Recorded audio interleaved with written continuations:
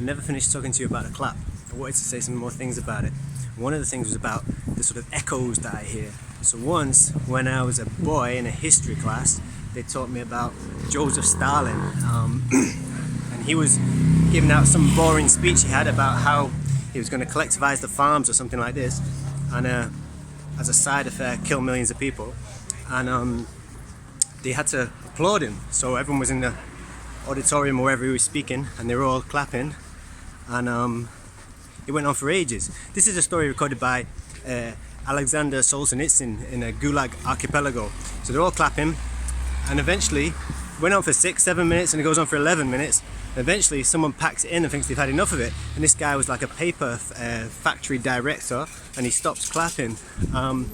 Later on he gets singled out for being the first person to stop clapping after 11 or 12 minutes and gets sent away for 10 years to the gulags. Hard labour. So I hear an echo of that. It makes like a yodel bouncing off the mountaintops all the way back down through the ages. It's a very faint one, but the first time I heard of an echo of that, because ever since I heard that story, I looked out for people who applaud in unison, and it's a sort of a herd mentality applause where they can't stop, and I identified that sort of action as being related to totalitarian states. So the first time I heard that echo, or really noticed it, really struck home with me, was when George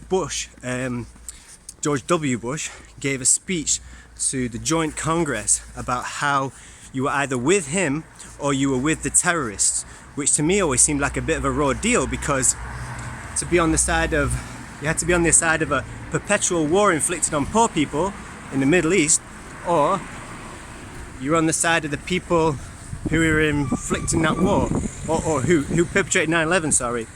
So either way around. Anyway, so that seemed like a raw deal to me. But I also heard an echo of that war in this country, in the UK, when Tony Blair was like, both sides of the House of Parliament give him a standing ovation when he was leaving, when he had his last day of Prime Minister's questions time. Kind of the things that make you sick in your stomach, like you want to, wretch. Anyway, he was a wretch. Provoking wretch. But anyway, so those are the things that I'm thinking about. So when I hear everyone in unison, I just get that little bit of worry, like if everyone's thinking the same, then people aren't thinking. So when everyone's outside clapping for the health workers with the best intentions, a lot of them, I get like a little queasy feeling. I start to think, what's this all about? It's got the echoes of totalitarianism about it, because where's the individual gone in that mess? Where's it gone? Where are they taking the directives from? But I spoke about it the other day.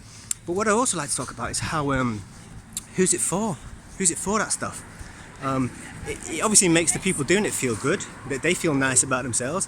But if you really want to help nurses and doctors, now in this country, we all know that nurses and doctors are overworked all the time, especially if they work in the public National Health Service. We know they're overworked. We know they haven't got enough money. We know they're underpaid, that they spend a lot of time paying off their student debts. And how does it help them to clap? I think we've got to look, people clapping, you've got to think about this, over decades now, a lot of you will have voted in governments of both parties that have systematically dismantled that public health service, and then all you're giving in return is a clap. I think if I was a nurse or a doctor, wouldn't think that would be enough. Another thing I want to talk about, which I picked up from a guy called Kevin Ryan, who you could do worse than following on Facebook and Twitter, and then his blog, which is called digwithin.net. I've been talking about some of these things without realizing what it is actually that I was talking about. Now, he's picked up an article about brainwashing. You're not going to like this, any of you. If you've been clapping, you won't like the idea that you might be brainwashed. But there's a number of aspects to the process of brainwashing. And the first one of them is, I'm going to read this out. I've written it down on my nice little card. I never knew I had these cards, but they're coming in handy now. The first part of it is to isolate the victim. So, wonder who's been isolated at the moment.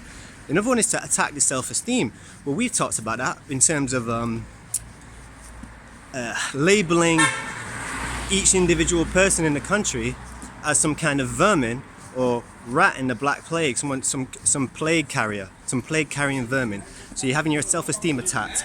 And there's also mental abuse is one of the aspects, and peer pressure. Well, the mental abuse could be wearing a mask, or it could be like the sort of shouting down to anyone who chooses to take an opposing opinion, who thinks that maybe we shouldn't be locked down forever. Maybe we shouldn't be locked down forever.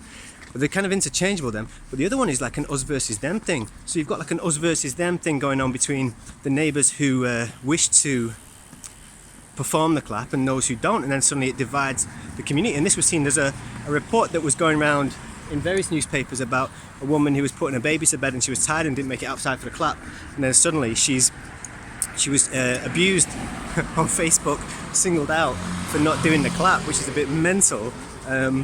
And then the last aspect of this, dodging the children, is love bombing, where everyone goes out together. So if you've been locked up all day in your house and you've not been doing very much, or not been seeing many people, you might have gone out for your hours exercise or gone to the shop or whatever you need to do, but you've not had that social interaction, so you've been sort of isolated, and it's quiet, and maybe you're watching TV, getting the fear porn down your neck, and then the next thing you do, you go outside in the evening, and everyone's like all together as a big community clapping everybody.